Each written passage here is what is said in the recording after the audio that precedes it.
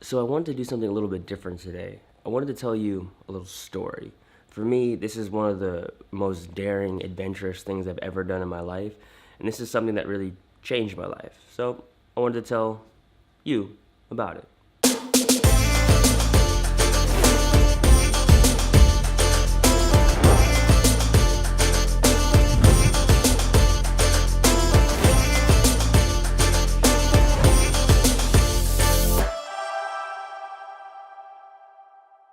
In 2015, right before I proposed to Byrne, I wanted to take care of some personal things for me.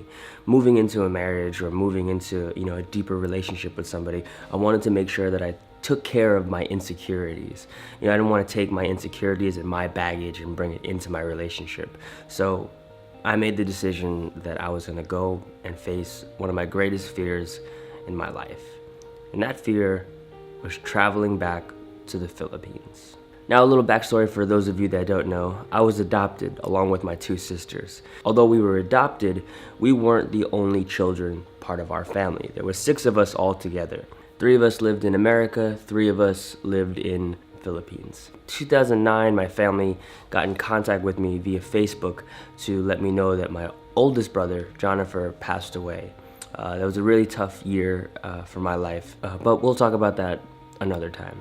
So in America, my mother and my father raised my sisters and myself, my 2 sisters and me. So then you have me, the youngest, and then you have my older sister, Carrie, and then my older sister, Marissa. And then in the Philippines, there was still my older brother, Genesis, and then my oldest sister, Jenny Rose, and then my biological mother, Josephine, as well as nieces and nephews that I haven't met. So for me, I've struggled with the idea of adoption for a while. I mean, when you're adopted, there's a lot of things that you're grateful for, but there's a lot of internal things that you just don't understand, and you kind of carry that baggage all throughout your life.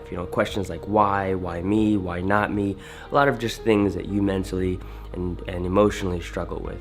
Now, mind you, I haven't seen or been home to the Philippines in over 20 years. This was probably the most challenging and scariest thing I have ever done in my life. So I went to Atlanta, Georgia. From Atlanta, Georgia, I said goodbye to my family. I hugged them, cried tears in my eyes because it was such an emotional thing. And then from there, I flew to San Francisco.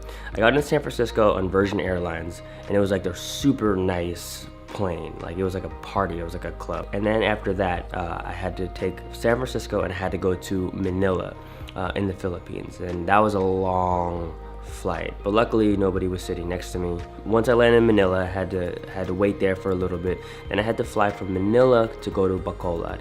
And once I got to Bacolod, I think I'm saying it right, I'm not really good with this stuff, that's when the nerves really started kicking in. And I set up my camera, I put the GoPro on my suitcase, because that's always a good way to get footage without having to hold it. And I was freaking out, I was so nervous. And we were in contact through WhatsApp, and I was able to let them know when I landed. And as soon as I got off the plane, I just took a deep breath.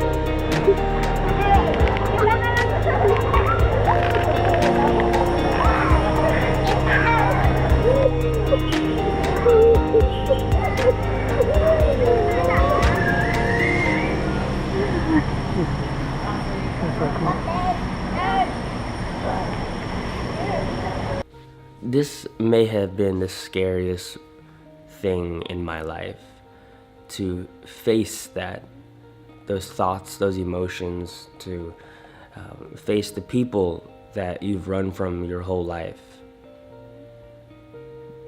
Facing these fears was the greatest thing I could have ever done. I'm much happier, I'm more free. My life has completely changed since this trip. Everybody goes on that life-changing trip. Well, this was mine.